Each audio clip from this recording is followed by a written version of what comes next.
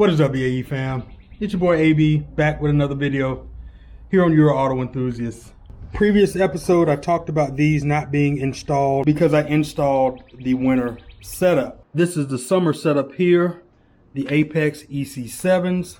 This one has a TPMS sensor and so does this one. These are the two rear. Quick backstory, 2 trips, 2 techs when these got installed summer of last year, and the second tech did a poor job of removing these and basically dismantled this all together.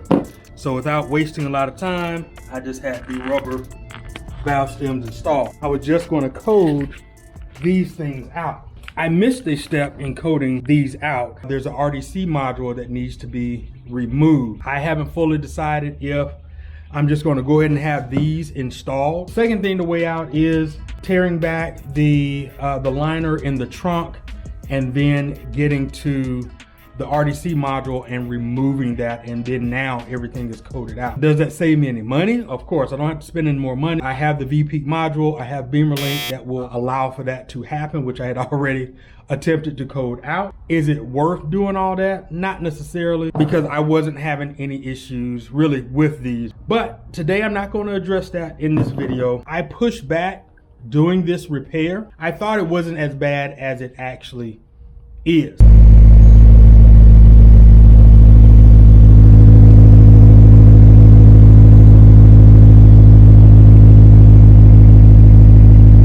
Before I show you the findings, once I took it to the shop, I'll just show you what it looks like under here. And if you know anything about this S65 motor, this cap is a newer style cap, and it's been said that this allows for seepage of oil because of course the pressure and therefore that leak. So at first glance, the thought process is it may just be the cap, so replace the cap.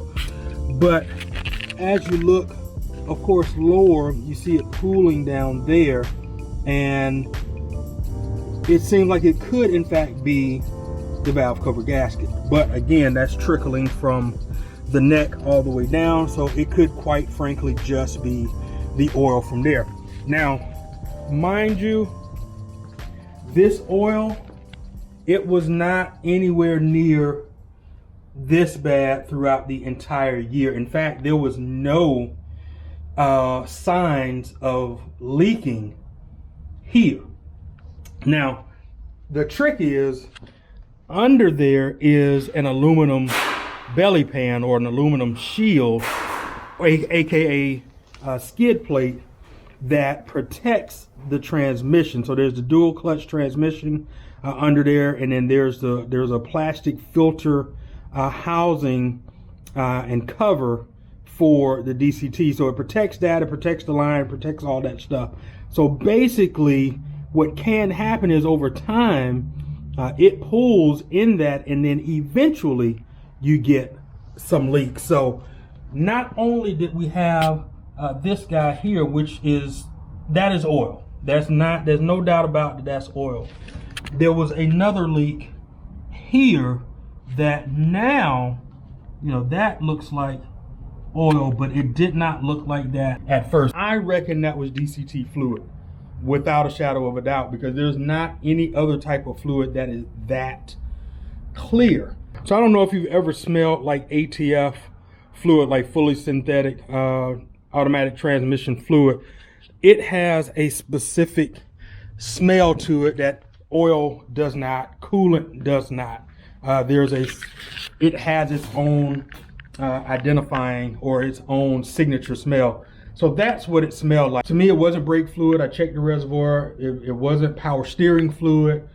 Checked that reservoir. So it wasn't any of those. So it led me to believe that the dual clutch transmission in the E9X platform does have seals, the O-rings that begin to leak, and not just the O-rings, the actual gasket that goes around the pan. I went ahead and took it in to get checked before I had the work done. I felt like it needed it anyway to get the work done, but just to double check, I just wanted to make sure that's what it is, and I wouldn't be surprised that something else is going on after the inspection was completed.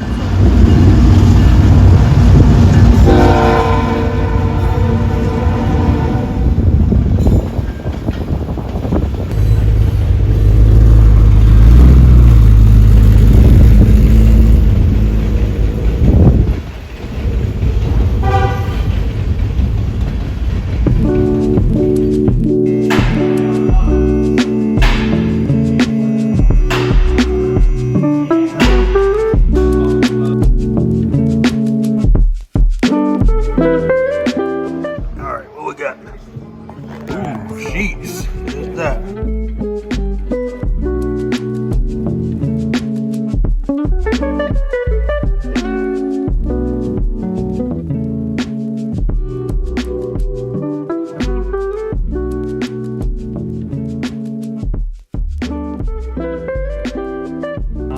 There's a lot more than I realized. Yeah, well, there's a big pan here. You got this big pan. Oh yeah. That catches a lot of the oil that was taken from. You see all that oil there? Yeah. So I was kind of trickling out the seeing all of it, and then here's the actual shield for the lower trans pan. Okay. Yeah. And that's where we caught a lot of the leaks in there too. So Okay. that would be a good. So it's definitely been leaking for a while then. Yeah. It's just I wasn't seeing anything until it pulled out. Yeah, and so these leaks, obviously you're seeing at the bottom here, but if you peek up at the top, if you can see in there, see that valve cover that's dripping all the way down. That's See dripping that? all the way down. Both valve covers are leaking, and it kind of on the bottom of even the alternator there, which is not good for that. That is definitely not. I just changed that. Yeah, so we want to, I'll clean it up for you Okay. while I'm here just to try to keep some of that oil away.